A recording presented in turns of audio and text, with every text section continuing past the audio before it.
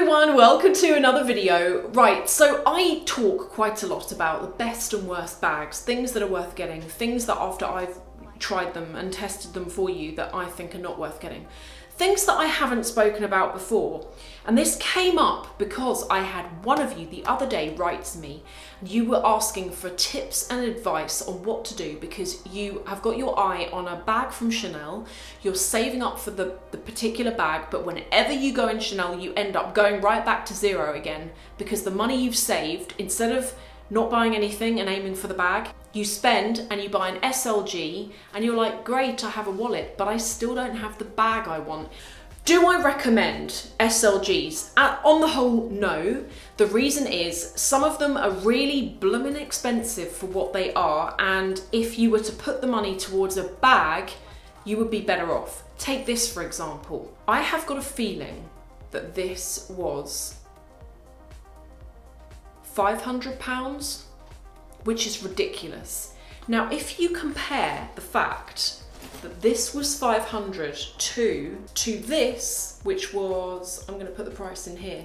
Can you see the ratio difference? It's easier to spend 500 than it is to spend 3,000, if that makes sense. And I feel like that's what happens to lots of us. If, let's say you've bought your bag and you're like, yeah, I know it's not economical, ratio price that is, of something small versus something larger, but I still want something, then let's talk about the best brands to buy from.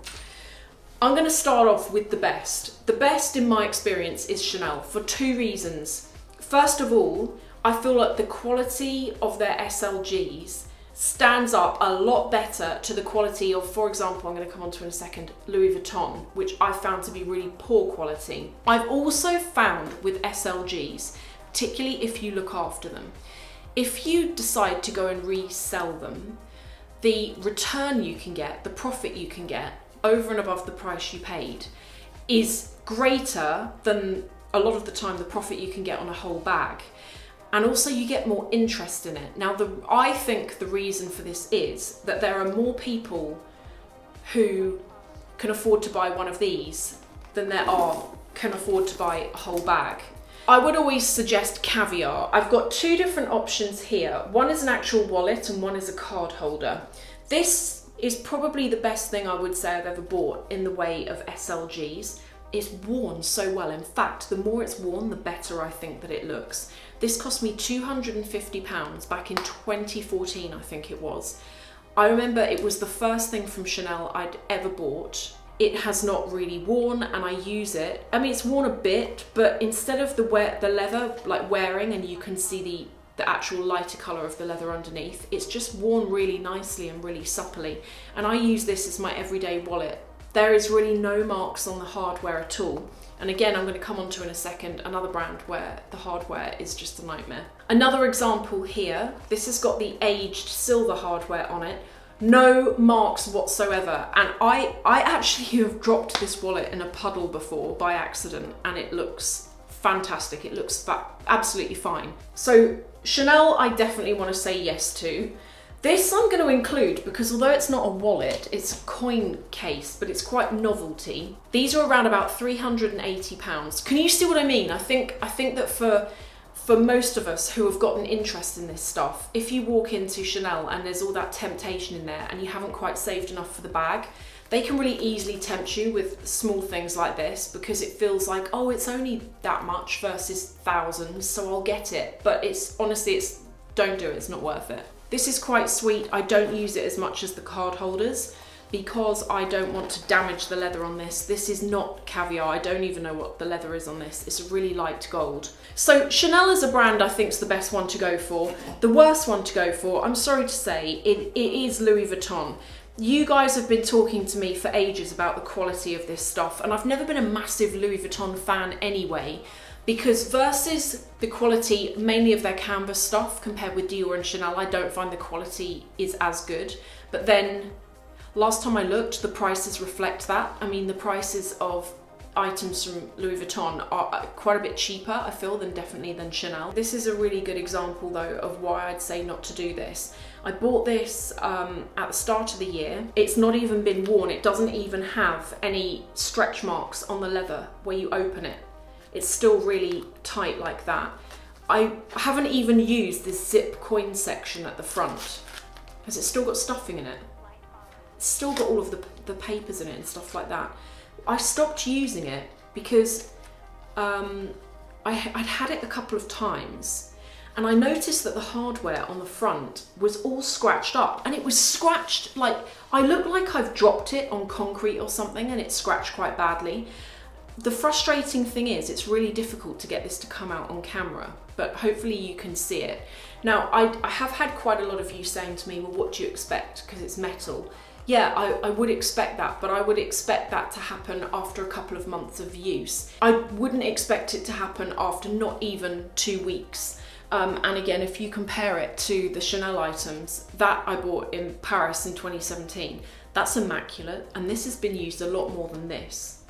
And you can see from the quality of leather that this is new, it's just that hardware on the front. Now, I thought that that was just maybe a one-off with that, but I bought this bag at the same time, and the same thing has happened to the hardware on here. And in addition, I went and checked a couple of Louis Vuitton wallets that I've got that I bought back in 2015, and the gold's rubbed off. A lot of the gold hardware, like the gold's rubbed off it. Whereas you take something from Chanel, that's gold. Like this from Chanel is older than the wallet from Louis Vuitton. The gold hasn't rubbed off that. So to me, I say avoid that, even though they are, I think, a bit cheaper than the rest.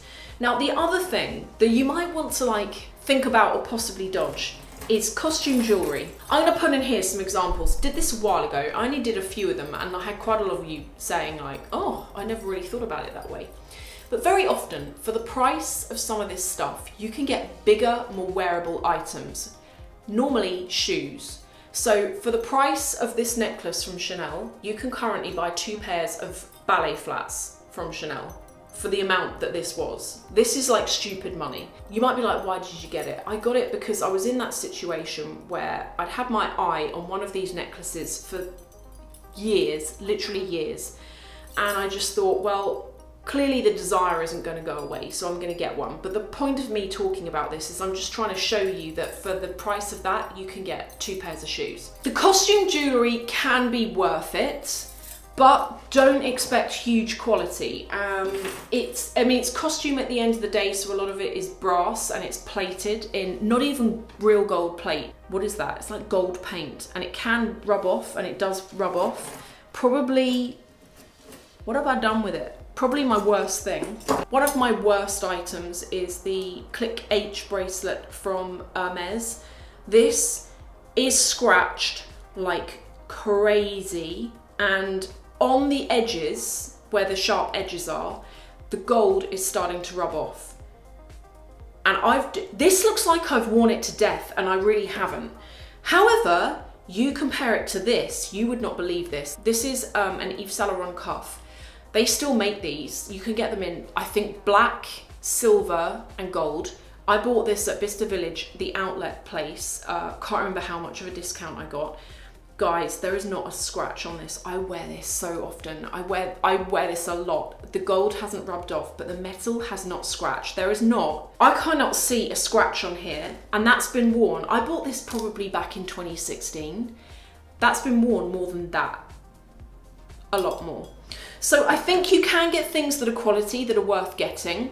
The ratio price of this to this is a bit cheaper as well, and I just think it's better quality. So if you want a bracelet that's got like a logo on it, or you want something like that, then this, and I really like the way this looks. I think this looks quite nice on.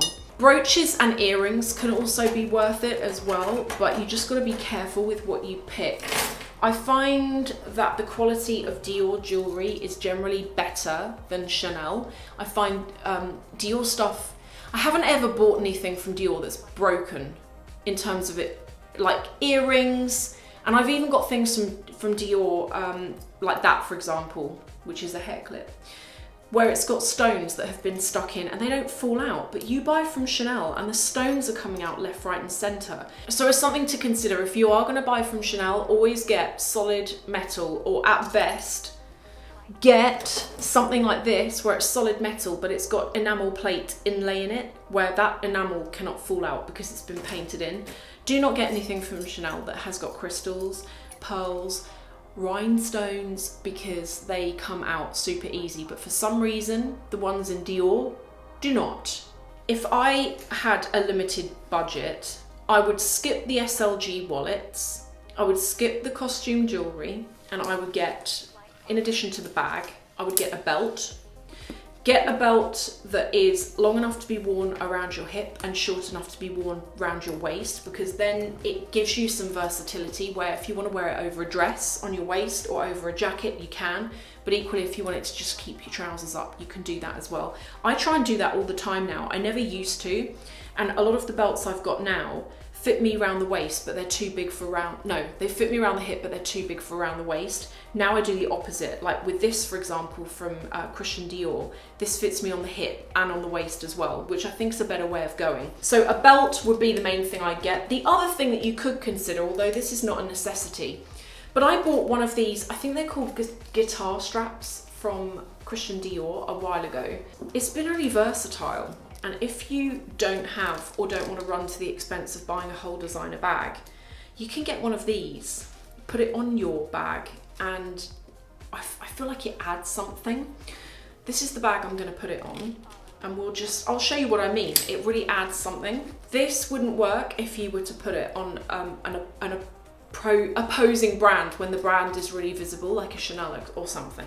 But with this, because the logo is so small, it doesn't conflict too much. Now you can get these in loads of different colours as well, and they vary in price. This is one of the cheaper ones, which doesn't have any of the embellishments on it, and you can also get different lengths. So things to avoid, Louis Vuitton, Hermes, the best things to buy, I would always say you could skip all of this stuff. You don't need this stuff.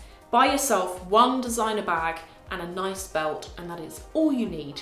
But if you must, I think Chanel SLGs are the best quality.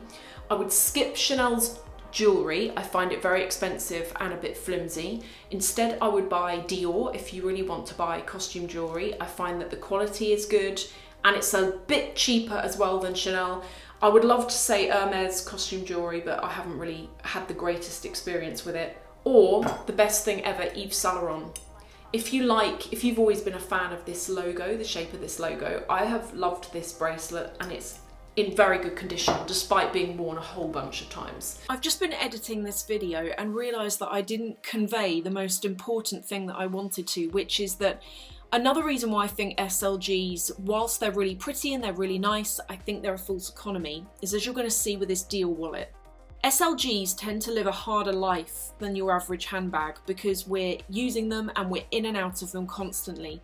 Not only that, but if you think about it, if you're handling cash, coins, or even your bank cards, those things are dirty, that stuff's dirty, and it transfers so easily onto the wallet and makes the wallet or the card holder or the makeup pouch look really battered quite quickly, as you're seeing here with some of the things that I'm showing you. So whilst SLGs are great, if ultimately you're after the bag, then I would really recommend that you hold out for the bag and skip the SLG.